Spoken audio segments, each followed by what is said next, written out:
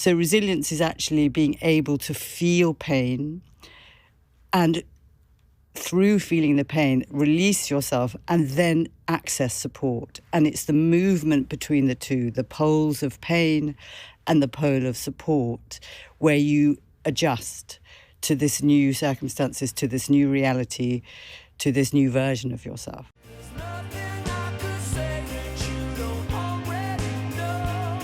Hello, I'm Andy Coulson and welcome back to Crisis What Crisis, the podcast which aims to guide you towards a more resilient approach to life and whatever it might throw at you.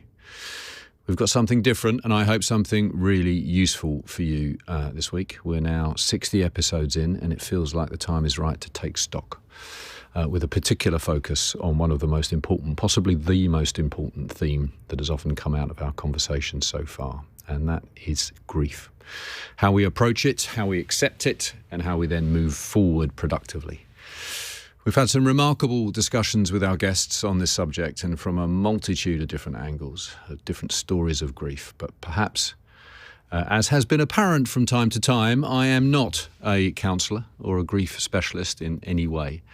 And so I thought it might be a good idea to look back on some of those conversations with a real expert, someone who can help us navigate our way through this most difficult of crisis subjects. And I'm delighted to say that I'm joined today by one of the world's best, psychotherapist, author and fellow podcaster Julia Samuel. Julia's been helping people through grief and other issues for more than 30 years. Her first counselling job was as a volunteer for Westminster Bereavement Services, where she found herself stepping into the homes of people whose children had died under the most difficult of circumstances. It was clear early on that Julia had found her vocation. She's since worked both in private practice and in the NHS at London St Mary's Hospital, where she pioneered the role of Maternity and Paediatric Psychotherapist. And in 1994, Julia helped launch and establish Child Bereavement UK. And as founder patron, she continues to play a role in that brilliant charity today. She's written a number of successful books, including Grief Works, This Too Shall Pass, and Every Family Has a Story. And she hosts the successful podcast Therapy Works and a Grief Works app, both of which I would heartily recommend you to subscribe to. Julia Samuel, welcome to Crisis What Crisis. How are you? I'm very well and very happy to be in conversation with you, Andy. Well, thank you for coming. Before we talk about grief, Julia, can we have a chat about resilience? The two are related, of course, but I'm keen to know, or keen to hear your view on where we're all heading when it comes to resilience, that ability to cope with the difficult stuff. On the one hand, the word has never been used more frequently, but at the same time, we are arguably, in our day-to-day lives, certainly those of us living peaceful lives away from war or disease, that we're less resilient than we've ever been. And there's this concern, I suppose, that with our fear also of causing upset or offence and our willingness to make sure that there are no losers in life, no failure, that we're erasing our ability to deal with the tough stuff. What's your view on where we're heading? I think it's such an interesting question. I mean, resilience has become the sort of go-to word that if you are experiencing and facing challenges and difficult times and grief, that if you have this, almost it sounds like a sort of magic inner ability that of resilience, you then will withstand weather and grow through what's difficult. And, you know, experiencing very difficult crises, whether it's grief from death or grief from a loss, what I call a living loss, like losing your job or having a different kind of crisis. I think what we need to understand with resilience, that nothing works if you don't allow yourself to feel the pain. So that what resilience actually means is that you have the capacity to allow pain of the shock of the loss, of the shock of your different sense of self, the shock of feeling completely alone, those emotions to come through your whole body. And as they do, you incrementally adapt. And as you allow them through, you change your understanding of yourself. But I think what a lot of people think of resilience is this capacity to white knuckle it, put your head down and push through. And of course that builds kind of armour where you don't have the flexibility to allow these difficult emotions through you. So resilience is actually being able to feel pain and through feeling the pain, release yourself and then access support. And it's the movement between the two, the poles of pain and the pole of support, where you adjust to this new circumstances, to this new reality, to this new version of yourself. So how do you think we're placed on that kind of, a mission at the moment collectively? Because that's the concern. Perhaps you may feel differently. You're working at the coalface of this stuff, so you may have a different view. You may feel actually that collectively we are stronger than we've ever been. But technology, social media does not suggest that that's the case. That in fact we're training particularly younger people to be less able to understand that the world is a tough and difficult, sometimes impossible place. Where are we, do you think, collectively on that? Are we heading in the right direction or the wrong direction? I mean, this is my personal view. I don't know that I'm right. But the first therapy book I ever read was Emma Scott Peck. And the first line was, "Life is difficult." And I think if we raise children, young people, and believe that we have to protect ourselves from the reality that life is difficult. When we protect ourselves, we build walls of armour, which means we're much more likely to fragment when difficult things happen to us. So I think we've got this sort of very simplistic idea that if you do all the right things, you get your A-levels, you go to the right university, you tick the boxes, then life is this stairway to a better place. Mm-hmm. And that success is what it looks like on the outside. You know, how you look on the outside. Is everything sorted? You're kind of a performative, sorted self. And actually, we are constantly interacting with ourselves in the world. And life is never that straight stairway to success and an open door. And success actually often isn't what people think it is. You know, it doesn't meet your needs. So what I kind of believe is that we need to have a window internally where we can recognise difficulty, suffering, bad things happening, and know how to keep ourselves self-regulated. Because if we white-knuckle it, we then go into a kind of hyper-arousal state. And then we see the whole world as threatening. And if I got any message from our conversation today, it is that people have a set of self-regulatory behaviours that circuit break that kind of heightened state, and that they can go back into their body. Because when they're back in their body, they have access to their memory and their wisdom and a kind of sense of safety to think, but also to receive love and give love. And that's where we are our better selves. When we're in a heightened state, which I'm sure is come on many of your podcasts, fight, flight or freeze, we can't connect with other people. We can't connect with ourselves. So our responses are either to fight and attack, or run and hide, or be completely frozen. And none of those responses are really accurate to meet the situation. Fantastic. Does that answer? It really does, yes, and thank you. As I mentioned, Julia, what I'd like to do today is reflect back on some of the conversations that we've had during the course of the last couple of years with this podcast, and ask you really to help us make a bit more sense of it all. We've been so lucky to have some remarkable conversations with some remarkable people who found themselves grieving from a range of different angles. Terrorism, war, accidents, crime, many others. We've talked to people whose lives are completely immersed in death. People like Richard Shepherd, the brilliant forensic pathologist, and also people who've killed, like Andy McNabb. But I'd like to start with someone who I know you know well, someone who told us just how valuable her work with you was in terms of her recovery, and that's Victoria Milligan.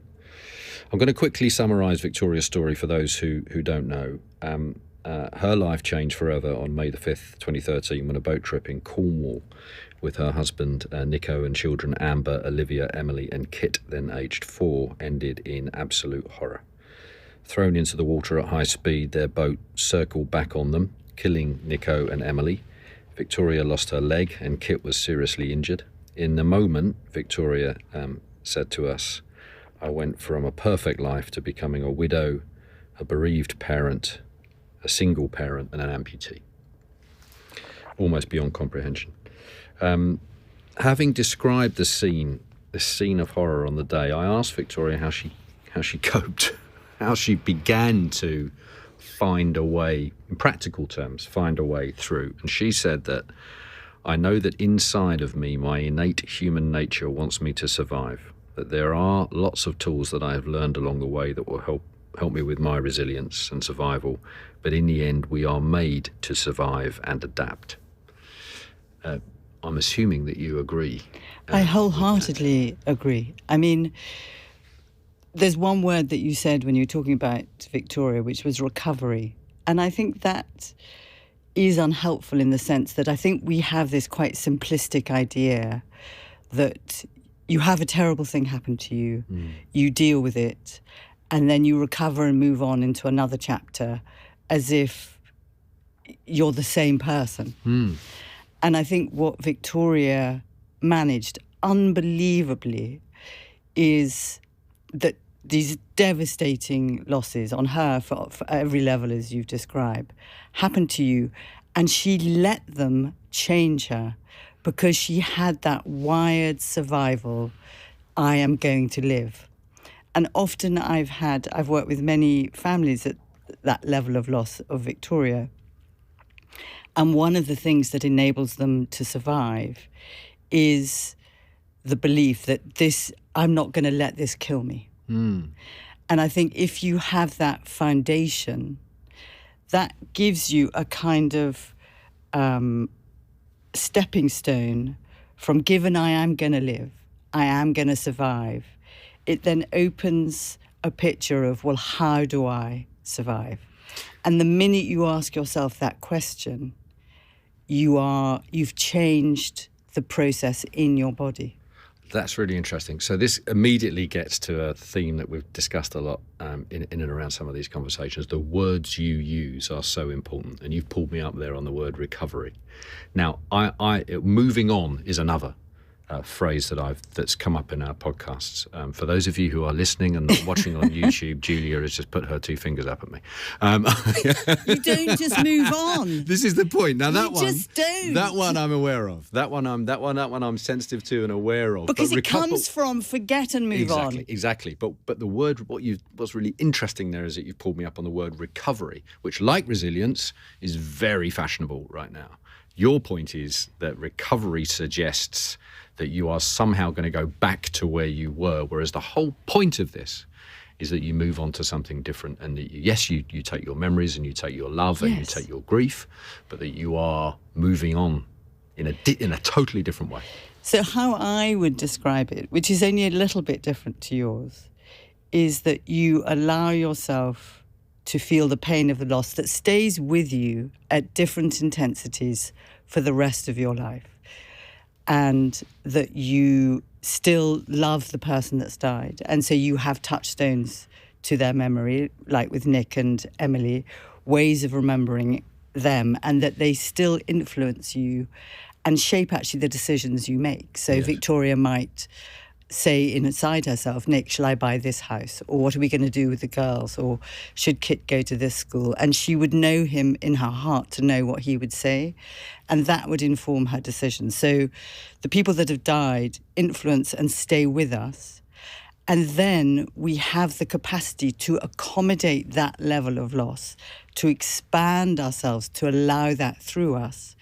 And that can free us to live and love again, which is different from moving on or recovery, because you are holding both. You hold the loss and you feel it and you acknowledge it and you name it, and you hold both the belief, I can love, I can live, I can jump in life and I can have joy again. But from getting from the difficult place to that place is a messy, chaotic, painful, confusing journey. And I think one of the things that often people like me or you want to do is kind of tell a simple story and make sense of devastating things. But I think the kind of cliched expressions of, being able to survive difficult things don't fully allow that those difficult things remain in you and part of you. And that can be a huge positive. Well, there's this idea which I do go along with. So I'm not just fighting with you for the pleasure of it. I am enjoying it, though, I have to say. Is post-traumatic growth. Do you know about post-traumatic growth? Yes, yeah. And so this came from sort of 80s, and now Stephen Joseph and others. Was it born out of one of the big train disasters? Stephen Joseph, the Marchioness right. disaster, right. He did a lot of research. Right. And what that, in sort of simple terms, says is that the trauma is never diminished, and that stays with you. So you don't suddenly kind of make things better. But if you have allowed and find a way of accommodating the trauma and kind of how to process the shards of glass that are in your system, people do find that through that experience, it changes them. And that perception of what is changed is what matters in life, what they as people can withstand more than they ever expected, and the meaning of life and the purpose of life. And that, they would say, feels like growth. Yes. It feels like growth, but isn't. It is. It's a kind of growth. Yeah. But I think we have this sort of toxic positivity of like, oh, she learnt from it, she bounced back, and then she hopped along. And for me, it's the integration of you don't get away from pain, and we want to kind of whitewash it. And I think your earlier question, maybe I'm setting myself up to be shot down, but I was thinking about the Roald Dahl books when you wanted to take the words out of the difficult words of fat and ugly. Yes. But if we don't know how to deal with this dark side that all of us have, that we are wired to have to protect us from danger, if that's taken away from us and whitewashed, how do we deal with it when it happens to our face? I totally agree. It gives us no kind of pathway or response to deal with someone shouting at you because you're like overwhelmed by it because you've been overprotected or overparented. It's the same with raising difficult history. That's literature, but it's the same with statues and a difficult history. It needs to be acknowledged and named and allowed so that you can learn not to do it, but also learn it's still going to happen. Nothing is going to make life tidy and sweet and everyone kind to each other all the time, as much as we would like that. Yes, very good. With so many layers of grief to deal with, Victoria also talked about how her body and mind only allowed enough grief in at a certain point, sort of drip-fed. That's a sort of physical thing. That is the case, presumably, from your perspective, that we are kind of built to take care of ourselves, not just to survive, but also to manage our mind and our body through crisis. We really are, if we create an environment that supports that. So, I think often people think therapists are there to sort of knock down people's defences, to access people's most vulnerable selves.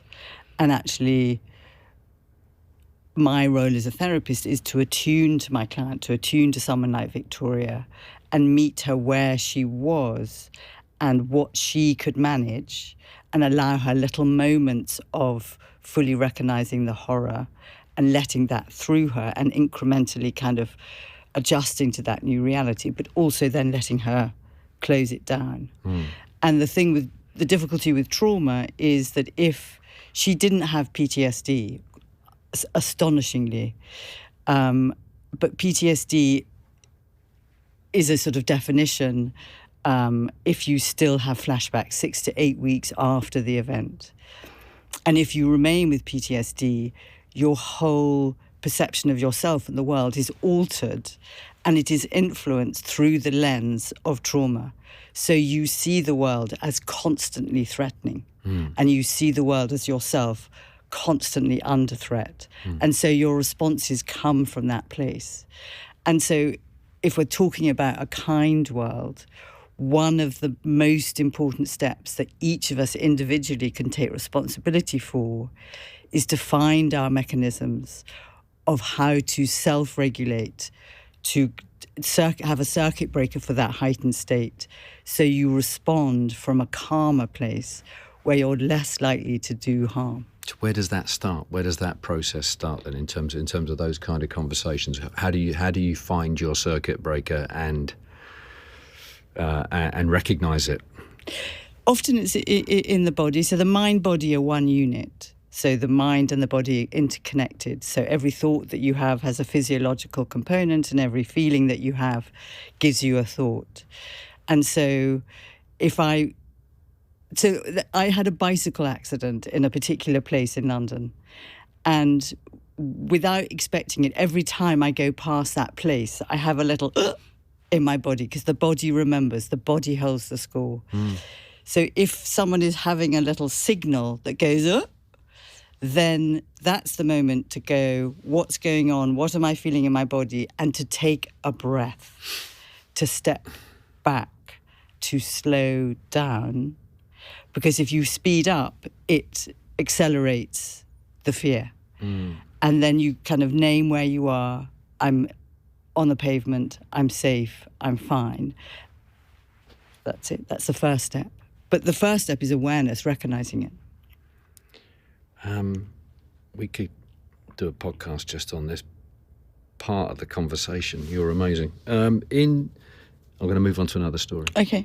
In 2017, Connie Yates was at the centre of a very public crisis when her newborn son was diagnosed with incurable MDDS, mitochondrial DNA depletion syndrome. I don't know if you remember the story. I do, yeah. But he was transferred to London's Great Ormond Street Hospital and placed on ventilation. A neurologist agreed with Charlie's doctors to proceed with treatment that may have extended and improved his life, but then Great Ormond Street turned to the High Court for permission to effectively take Charlie's life out of his parents' hands. The courts supported the doctors, but Connie challenged that decision in the Court of Appeal, the Supreme Court, the European Court of Human Rights, wherever, frankly, she could argue it, she argued it. She fought hard to keep her son alive, but in July 2017, with all those routes exhausted, she and her partner reluctantly agreed to the withdrawal of his life support, and on July 28th, 2017, Charlie died just a week before his first birthday. This was a very, very tough conversation with an incredible woman. Connie told me that she feels that there will always be, as she puts it, a Charlie-shaped hole in her life, that the grief will always be there. Yeah. Which I suppose leads to two obvious questions. Does grief ever go, and should you ever expect it to? I think the answer that you've already given us really is no. No, it changes. Yeah. So, the level of your loss and the intensity of it is, in most simplistic terms, equal by the level of the love and the emotional investment in the person that's died. And it is profoundly influenced by the circumstances of the death, your relationship with the person that died, your history of loss, your psychological makeup, and the support that you get at the time and after the loss. And that last point, the support you get at the time and after the loss, is the one that predicts your outcome. So, a very public, almost shaming, it felt like, for Connie, and this sort of massive debate that something that is so unbelievably intimately personal becomes this sort of public media storm.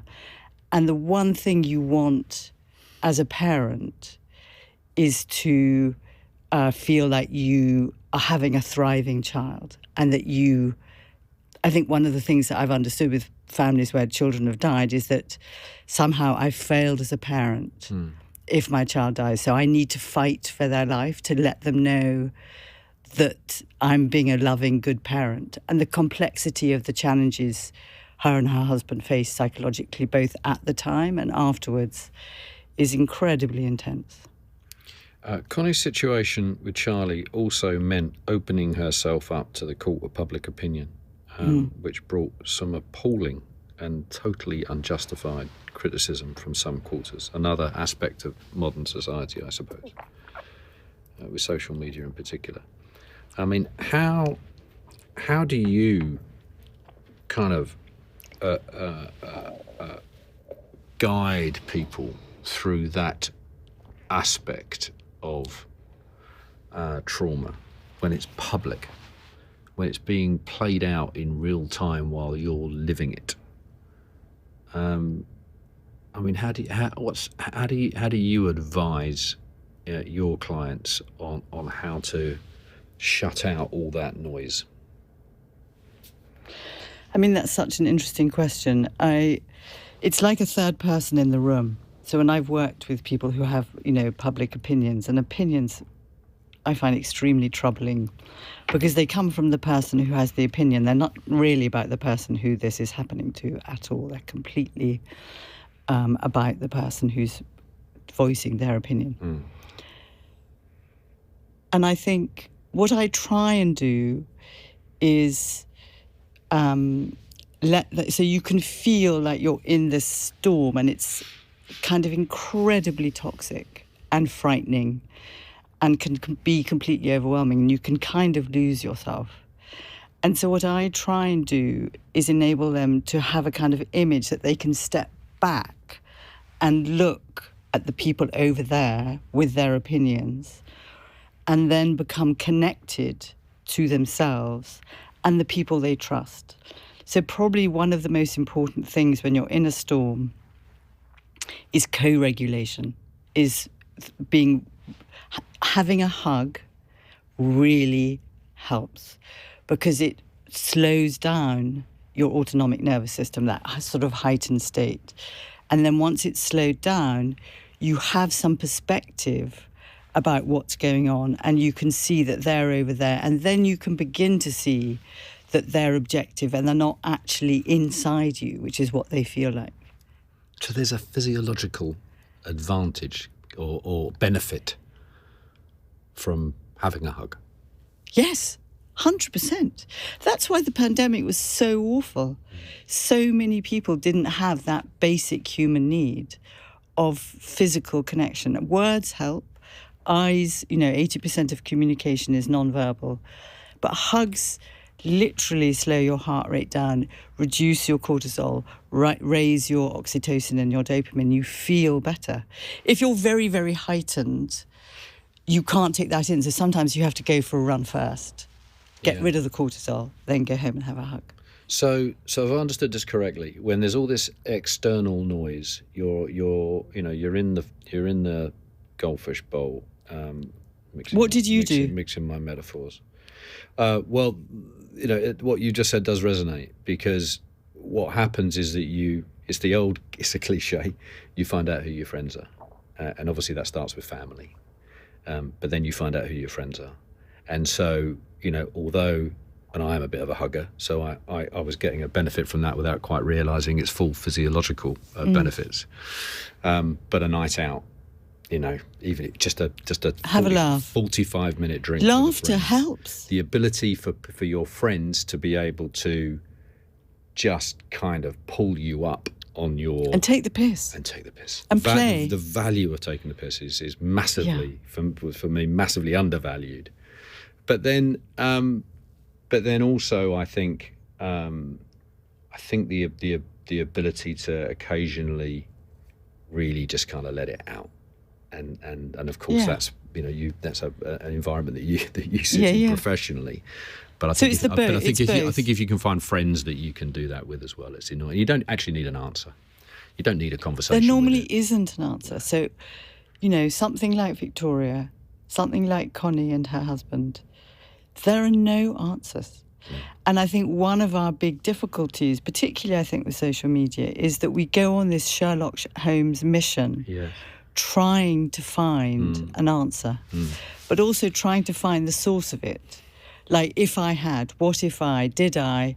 So Connie's may have been, is it because I ate, Stilton? Was it because I'm being punished for something that I did before I had it? People go to every kind of place to try and get to the source of why this is happening to me, in the hope that if they get that answer, that will give them their answer about how to fix it. Yeah. And these things, as awful as this is to say, are not fixable. It has to be faced, but it can't be fixed. Yeah. Very good. Julia, a very different story next. Vladimir Putin's number one enemy, Bill Browder, is the founder of the Hermitage Fund, which at its peak was the largest foreign portfolio investor in Russia. But when he fell foul of Putin's personal agenda, he was suddenly and very dramatically kicked out of Russia. That was a trauma, I suppose, professional trauma in and of itself. Terrifying. But then his lawyer and close friend, Sergei Magnitsky, was arrested, tortured, and in November 2009 murdered whilst in custody. Oh, dear. This story was the subject of Bill's brilliant book, Red Notice. I asked Bill about the moment he was told what had happened to Sergei. So awful. And he described it as the most traumatic, life-changing call I could ever have gotten. It broke my heart. Yeah. Does the way we find out about loss, the way that we're told about loss, those of us who are, kind of perhaps on the periphery of the crisis itself, does that dictate how we process and react to it? It has an influence. So, that's such a devastating story, and so people talk about a good death and a bad death. And a good death, although it never feels good, is one where there's some preparation, where you have an opportunity to say goodbye, where you can be present, where you can feel that you're with the person and loving the person and making sure that they die peacefully without any pain. So you have no haunting regrets or memories or images that interrupt your grieving process. And Bill Browder's kind of devastatingly awful telephone call is an example of a bad death, which is you're having your normal day, you're going about your business, and then completely out of a clear blue sky comes this terrible, terrible news. And no one can make the news better, because the facts and the devastation of the news need to be kind of told. But how you say it, the tone of your voice, and your capacity to be with the person when you say it has a big impact on their capacity afterwards. So my job at St Mary's, one of the reasons I helped establish Child Bereavement UK was that how families were told their child or was dying or had died had a big impact on their capacity to grieve. Because if it felt like it was just a mechanic, sorry, your child has got, this, or this, your child is dead, that injury would stay and interrupt their grieving process because they were so furious with the lack of compassion. So the importance of words again. I mean, the it's context the tone, and the setting. It's your voice. Yes. It's your heart. So that it doesn't really matter what you say, but if you receiving the news feel that I care about you, I know this is awful, and I'm going to do what I can to be compassionate and support you, doesn't really matter what you say. I think the awful thing for Bill is because he's left with so many possibilities of images that he can go to that can haunt him. Did this happen to him? And you go down a horrible image. Did that happen to him? You go down another awful image. And so not having the reality, not being present, not having facts, adds to traumatic deaths. Because what you imagine is much worse than the reality. That's interesting. So in those circumstances, and obviously every circumstance is different, but you would encourage people to seek out the facts. 100%. I think what people don't know they make up, and what they make up is much worse than the truth. Yeah. But also those sort of pieces of jigsaw that are missing are holes where your self-blame and your self-criticism can go down. Yes. Bill also told me Sergei died because he worked for me. If he hadn't worked for me, he'd still be alive. Yeah. He'd still have another 50 years of his life ahead. His son would have a father. His wife would have a husband. So there's appalling guilt as well as grief for him. Guilt, I'm sure, is a common theme in your work. How do we begin to navigate the guilt? So Elizabeth Kubler-Ross of the Stages of Grief fame said that guilt is the most painful part of grief. And I think we all do feel guilt when somebody dies. I think what we need to let ourselves know is that feelings and facts, not to conflate feelings and facts, that the fact that we feel guilty doesn't mean that we are guilty. And so that you can hold both the feeling of guilt in your heart and the fact in your head that you didn't actually make this happen. For Bill Browder, that is more complicated because there is some truth in the reality in his story that probably, if he hadn't worked for him, he would be alive.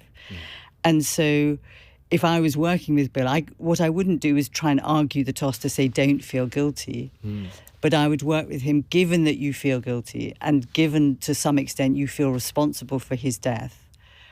How can we kind of navigate and accommodate that? What would you say to him? And maybe write him a letter. What can you say to yourself? And kind of be compassionate to yourself. I think the most he can ever do is be self-compassionate, that given this terrible thing has happened that I did play a part in, I have to allow myself to feel compassion for this is a moment of real suffering. The writing of a letter is a device, is a tool that is often used in therapy. Just give us your view on why it is such a useful tool. Because, and I think it's writing pen on paper, the physiological capacity to put your feelings into words on a piece of paper that is communicating to the person that has died. Less valuable if I don't know if less. I think there's something about the keyboard. I think there's something about your handwriting. It's your hand. It's your unique script. Yeah. Is with love and thought and care going on a page to this other person that you love. And so I've had clients that every week write postcards, like little postcards, or they tell them news. Or in Every Family Has a Story, there was a family whose father had died by suicide, and the 3 adult daughters wrote him a letter collectively because they had never had a relationship with him because everyone just stopped talking about him because he'd killed himself. And so they wrote him a letter kind of re-engaging with him, the idea of being in connection with him, about what led him to kill himself, how they feel about it, how they love him and how they miss him. And that was unbelievably curative collectively for the whole family. Bill has turned that grief, he says that guilt, into action. The Magnitsky Act, which seeks to punish those responsible for human rights abuses, is the sort of manifestation, if you like, of Bill's attempt to turn that guilt into something positive. He says actually very explicitly, I had to do something to try to basically relieve the guilt. He's very kind of explicit and upfront about it. So grief and guilt can provide motivation, but are there dangers there for the individual who takes that route? finding I'm going to turn this into some. We've had it with other guests as well. Yeah. I'm going to turn that now into something positive. Yeah. Are there dangers there, or would you say that's a wholly positive I think route to follow? I think it's an amazing human instinct, and I really respect him for doing it. And I think there is something that when you can metabolize something that is devastating and bad and make it into something good, there is real strength in that. I think the risk, and there's always risk, is that you get so busy doing the good, you don't attend to the dark side of yourself, your own guilt, your own feelings of despair, your own loss and sadness. That it tips into obsession, or that you use the new project as an anaesthetic and to block the pain. And the things that you do to block the pain are the things that do you harm over time, and in families can be passed down from generation to generation. So one of the things, that I say again in Every Family Has a Story is that until someone in a family is prepared to feel the pain, it will go to the next generation. It will get stuck. You have to, you have to allow yourself to feel the pain and let it change you. Otherwise, it sits in your body and it is acted out. It can be through illness, it can be through many different ways. But pain needs to be released. Emotions are transmitters of information, nothing more. They don't have moral value, ethical value. They're just transmitters of information to let your brain know and your body know something is up. And if you block it, you narrow your capacity to feel, and you work and you operate from a much narrower bandwidth. So if you have joy one end and pain the other end, if you block the pain, you also block your capacity to feel joy. So you can function fine, but we all know lots of people like that who are very kind of ferocious, and you can't really connect with them. You kind of think if you tap them, they're robotic. So as a parent in trauma, you have a responsibility, one might argue, to confront it in the way that you've just described, or there is a danger that the pain that you're feeling will be transferred. Absolutely. Can I add one more thing? I know I got too many words. You don't have too many words. That's not true. Children learn how to manage difficulty by observing the adults around them. So if as a parent you model forget and move on, white knuckle it, do the charity, that is what children will learn, and that is how they will respond to difficulty in their life. Very good. More recently, another guest. More recently, we were joined by Lisa Squire, who is the mother of Libby Squire, a 21-year-old Hull University student who, after a night out with friends in January 2019, disappeared. 7 weeks later, her body was found in the Humber estuary. She'd been abducted, raped and murdered by Pavel Relovich. It's an appalling story. Yeah. Lisa is an amazing woman, a woman who was very clear that she would handle her grief her way. Good for her. As an example, she told us how she keeps Libby's ashes in Libby's bedroom, on her bed. She refuses to have a headstone because she feels that would become somehow public property, would come in some way to define her daughter in a way that she didn't want. She says that others, including some members of her family, struggle with that approach, but as her mother, as the first person to touch her and the last person to touch her, as she puts it, she feels it's the right thing. Now, some would listen to that and say, well, she's clearly refusing to let go, to accept what happened. But she says, I have accepted it, I know what's happened, but this is how I want to grieve. And this is how it will be until I die. And then I'll be back with Libby. What's your view on that? Are we obliged to follow ritual? I mean, it's a terrible, terrible story. And I think rituals are helpful because they create a structure for what is invisible and incoherent sort of in our bodies. So I think they can be helpful. I also profoundly think that grief is subjective. And so for Lisa, she had no control over the abduction, rape, and death of her daughter. She has to have control over how she manages the death. And, you know, this idea of letting go, I think, is a misnomer, that we never let go. And what we talk about is continuing bonds, that our love for the person never dies. And so for her, a way of continuing her love for her beloved daughter is to keep her ashes in her daughter's bedroom. And that enables her to find a way of living, given that she has this kind of massive death that is inside her, the death of her beloved child. And I think one can only support that. The other aspect of my conversation with Lisa was her sense of humour. People listening to it would say that's a dark sense of humour. Right? Great. She would say it's a fundamental part of who I am.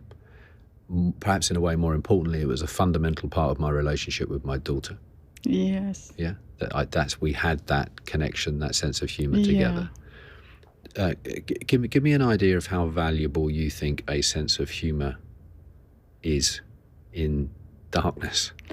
I think it can really be life-saving, because we need those moments of joy, and they connect us to life. So death kind of threatens us. Humour brings vitality. It kind of breaks open the dark sky and gives you a bit of sunlight. And particular with this idea of touchstone to memory, the fact that she and her daughter had this wonderful connection through humour, it's a way of bringing her daughter into herself, given that she's not physically present anymore. And I'm sure it is for her lifesaver. She also fought against the system, if you like, or against the kind of apparatus of death. Tradition. No, to be Deathmin. Deathmin, exactly. To be with her daughter after she was found.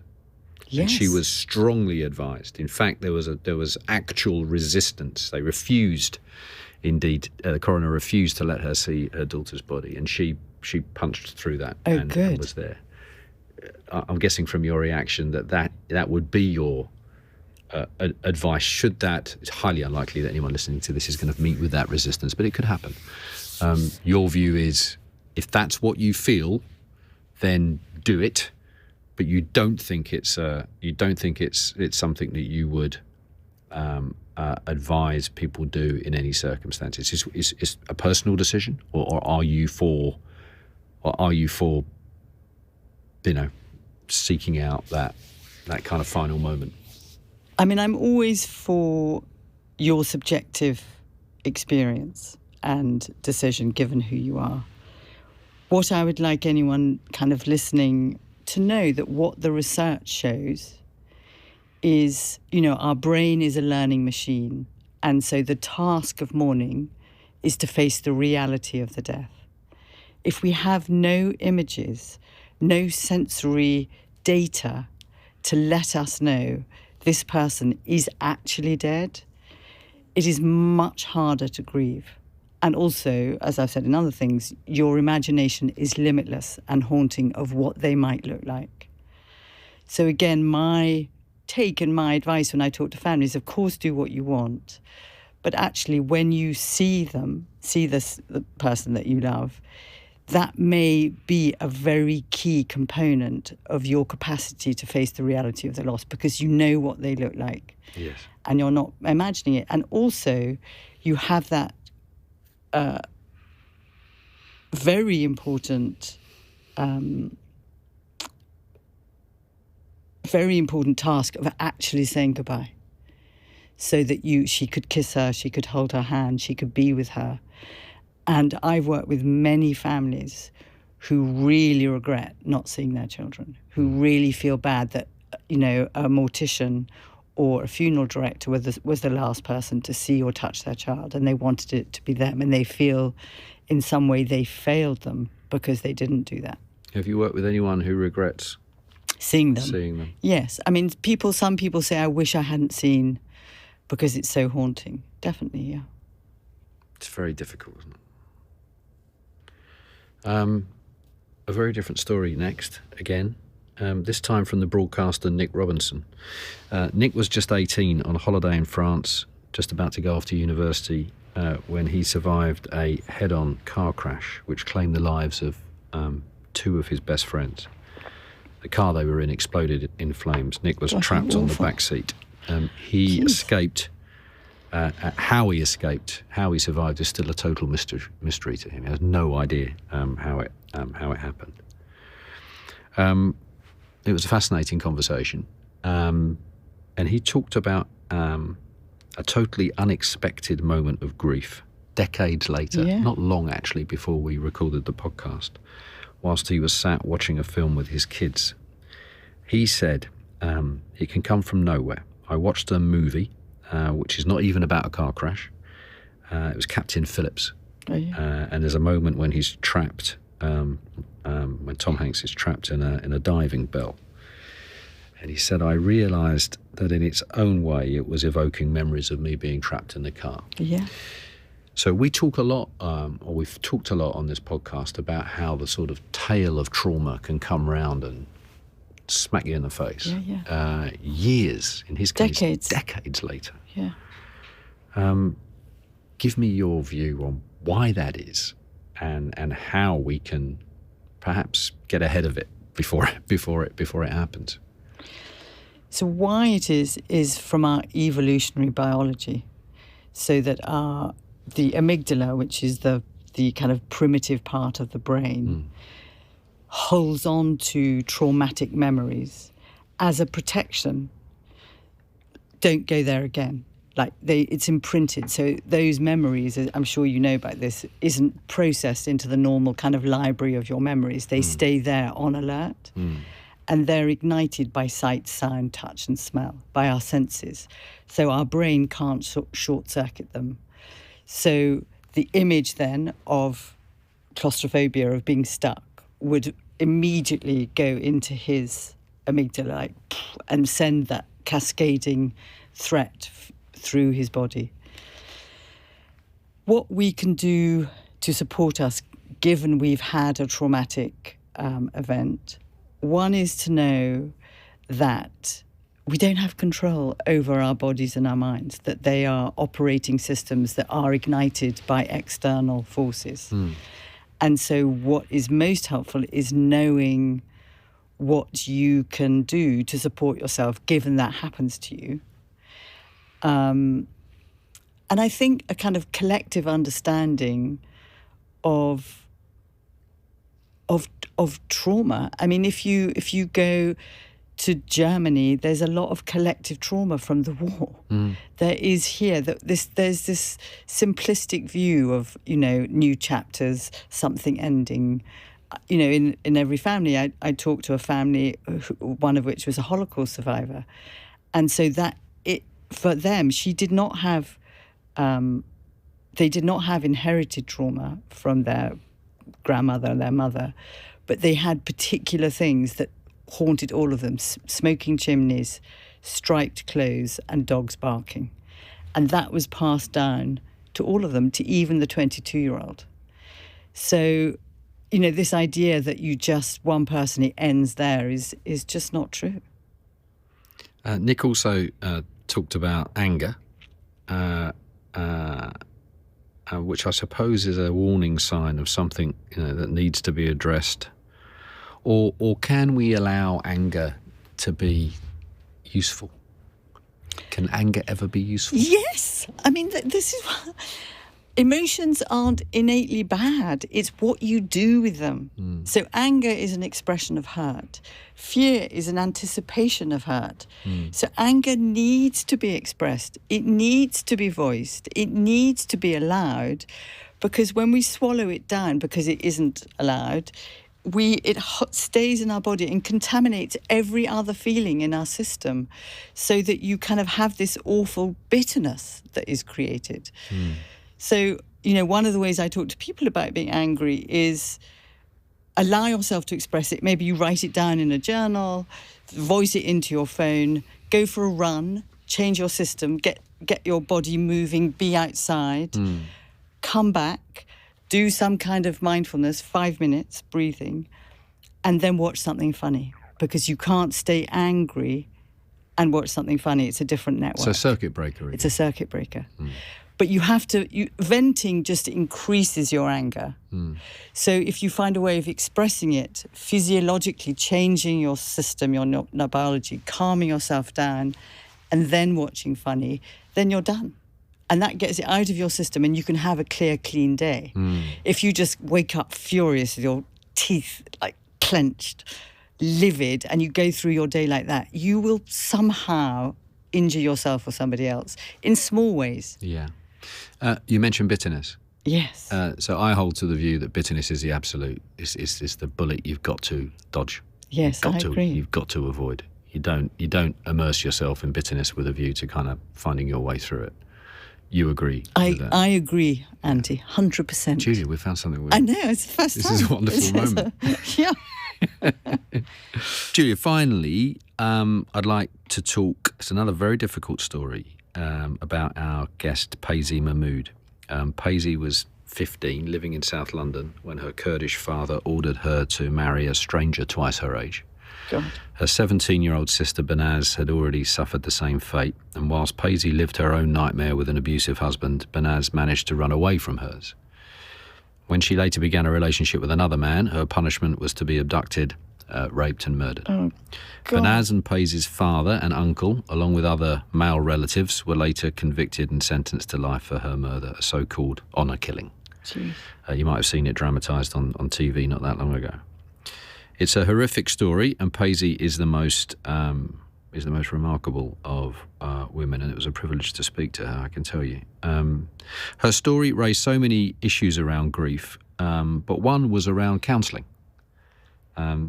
Payzi talked about trying, or having tried, many grief counsellors, and almost gave up after one experience where the counsellor broke down in tears when she'd heard the story. And Payzi said, I felt so bad because I thought if somebody like her is not able to cope with the things that I've gone through, then surely this is not repairable. Surely I can't move on from this and I just have to live with it. And I'm stuck here. My words, not hers. Julia, you must have found yourself in that kind of situation, immersed in someone's grief so many times. It's your professional world.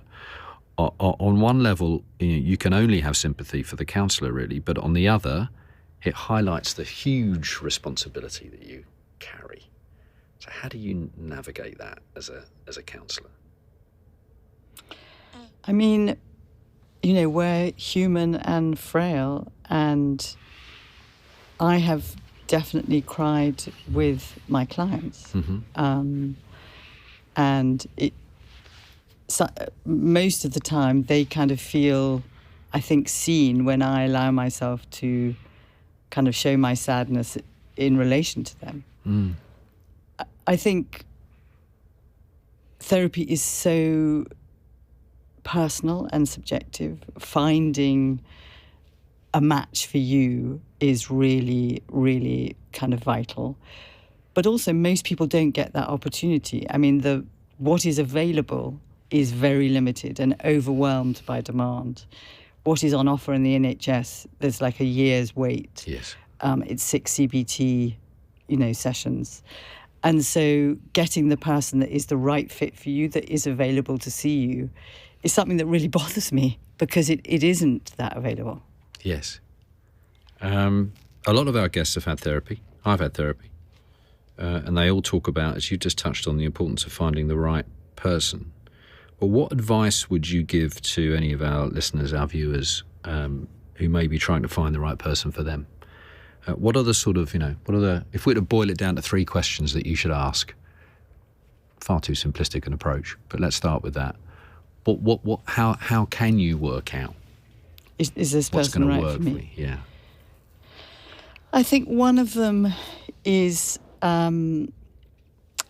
do I feel seen by you? And that sounds like a very big thing, but it's this idea of me sitting looking at you. If I was working with you, would you feel that I was seeing you in all of who you are and how you are kind of internally? Or do you think I'm being very busy, being clever?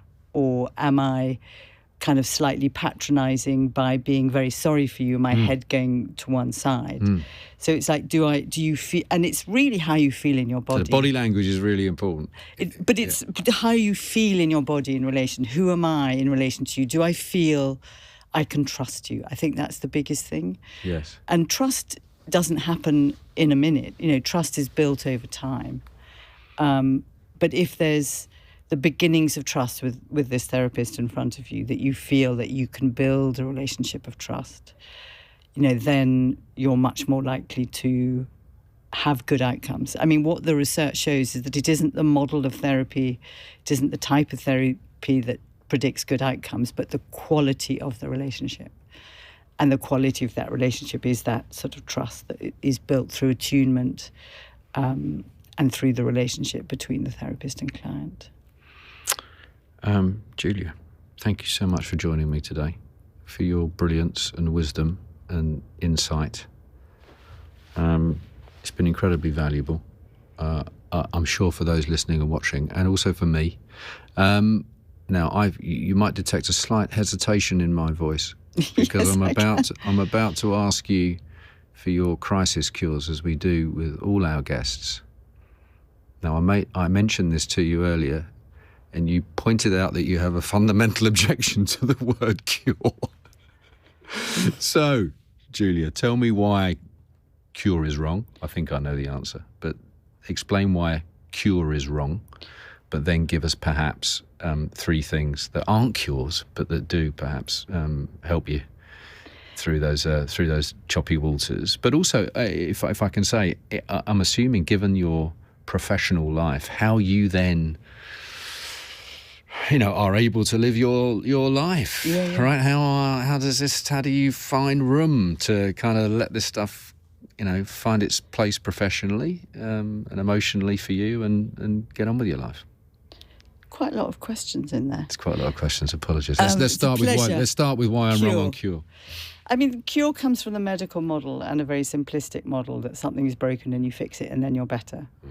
And I think psychological crisis, which can include physical crisis, you can find a way of living with them and accommodating them and finding ways of supporting yourself through them, and even learning to live fully and maybe even thriving given what has happened to you. But it isn't despite what has happened to you. So I think this idea of cure is too sort of simplistic. I think, I've really said it through the podcast. I think what helps is, first of all, allowing yourself to recognize that you are suffering, and how you allow and let the emotions of the pain of your suffering through your system. And what allows you to manage that is the support. It's the support you get at the time. So that's the love of other people. It's your relationship with yourself. I think we forget our kind of bodies. So physiologically, exercise is the equivalent to a low dose of antidepressants.